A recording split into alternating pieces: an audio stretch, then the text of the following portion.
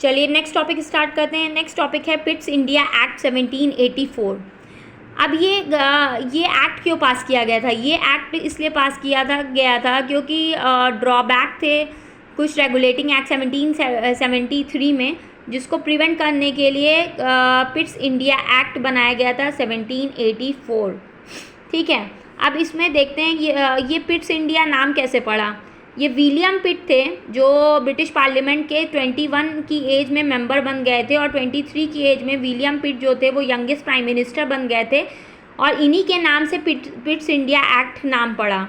अब Pitt's India act 1784 में क्या क्या चेंजेस हुए रेगुलेटिंग एक्ट 1773 में? मोनोपोली जो ब्रिटिश ईस्ट इंडिया कंपनी को मिली थी वो अभी भी कंटिन्यू रहेगी। क्या मोनोपोली मिली थी ब्रिटिश ईस्ट इंडिया कंपनी को? ब्रिटिश ईस्ट इंडिया कंपनी को ब्रिटिश गवर्नमेंट ने मोनोपोली दी थी, क्राउन ने, कि वो स्ट्रेट ऑफ मैगेलेनियन के ये वेस्ट की तरफ और केप ऑफ गुड होप की ईस्ट की तरफ ट्रेड कर सकते हैं, और कोई दूसरा यूरोपियन पावर इसमें इंटरप्ट नहीं करेगा। दूसरा क्या हुआ? Control of company. अब कंट्रोल ऑफ कंपनी में ये कोर्ट ऑफ डायरेक्टर पहले कॉमर्शियल और पॉलिटिकल दोनों मैटर देखते थे, मगर बाद में क्या पिट्स इंडिया एक्ट 1784 में चेंजेस किए गए। अब कॉमर्शियल मैटर्स तो कोर्ट ऑफ डायरेक्टर्स को दिया गया, उसमें 24 के 24 ही नंबर, मगर पॉलिटिकल पावर्स जो है अब वो बोला गया कि भाई वो उसके लिए बोर्ड ऑफ कंट्रोल की 6 कमेटी बनाई गई, जिसमें board of control civil, military और पॉलिटिकल अफेयर्स अब देखेगी। मतलब पहले कोर्ट ऑफ डायरेक्टर्स दोनों कमर्शियल और पॉलिटिकल देख रही थी, मगर अब कोर्ट ऑफ डायरेक्टर्स सिर्फ कमर्शियल मैटर्स देखेगी, और बोर्ड ऑफ कंट्रोल 6 जो नंबर में है उसमें वो सिविल, मिलिट्री और पॉलिटिकल अफेयर्स देखेंगे। अब बोर्ड ऑफ कंट्रोल 6 जो नंबर में उसमें कौन कौन है? उसमें एक तो भाई कैबिनेट मिनिस्टर है, secretary of state, 4 privy council जो कि नॉमिनेट हो रहे हैं ब्रिटिश किंग की तरफ से, और एक एक्सचेक्वर है।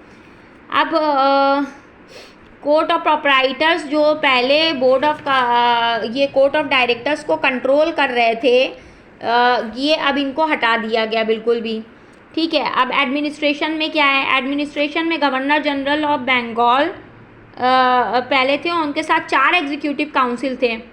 ठीक है, और इन लोगों के पास भी 4 एग्जीक्यूटिव काउंसिल थे मद्रास और बॉम्बे प्रेसिडेंसी के गवर्नर के पास, मगर अब इनका नंबर 4 से घटा करके 3 कर दिया गया था कि अगर कोई एक भी गवर्नर जनरल ऑफ बंगाल या मद्रास या बॉम्बे प्रेसिडेंसी का सपोर्ट कर दे तो इनकी ये लॉ बना सकते हैं, 2-2 हो जाएगा, टाई हो जाएगा, और गवर्नर जनरल ऑफ बंगाल को प्लस इसके बदले में एक वीटो पावर दे दी गई थी। मतलब कि 3 में से एक ने इसको सपोर्ट कर दिया, एक गवर्नर जनरल ऑफ बंगाल हो गया, एक ये हो गया, और गवर्नर जनरल ऑफ बंगाल ने अपनी वीटो पावर लगा दी तो लॉ बन गया। समझ में? मतलब इसमें इनको ज़्यादा पावरफुल बनाया गया। सेंट्रल लेजिस्लेचर में भी ये मैंने आपको बता ही दिया कि ये वीटो पावर दे दी गई थी, ये सारी चीज़ मैंने बता दी गई। प्रोविंशियल लेजिस्लेचर जो होता है वो स्टेट लेवल पे होता है, सेम उनके साथ किया गया कि इनको भी मतलब 3-3, 4 से घटा के 3 कर दिए गए।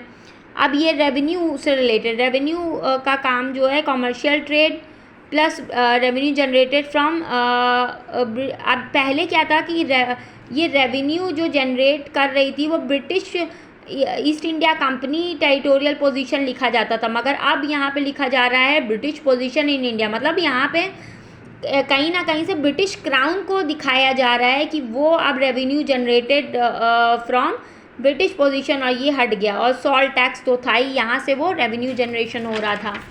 अब नेक्स्ट टॉपिक है मेरा सब्सिडियरी अलायंस, वो मैं नेक्स्ट वीडियो में आपको बताऊंगी। काफ़ी सिंपल वे में मैंने आपको बताने की कोशिश की है पिट्स इंडिया एक्ट 1784। अगर आपको मेरी वीडियो पसंद आए तो प्लीज़ लाइक कर दीजिएगा, कमेंट कर दीजिएगा, और प्लीज़ सब्सक्राइब कर लीजिएगा मेरे चैनल को, और शेयर भी कर दीजिएगा ताकि ज़्यादा से ज़्यादा लोग मेरी वीडियो देखें, आपके साथ बाकी लोगों की भी हेल्प हो। Thank you so much.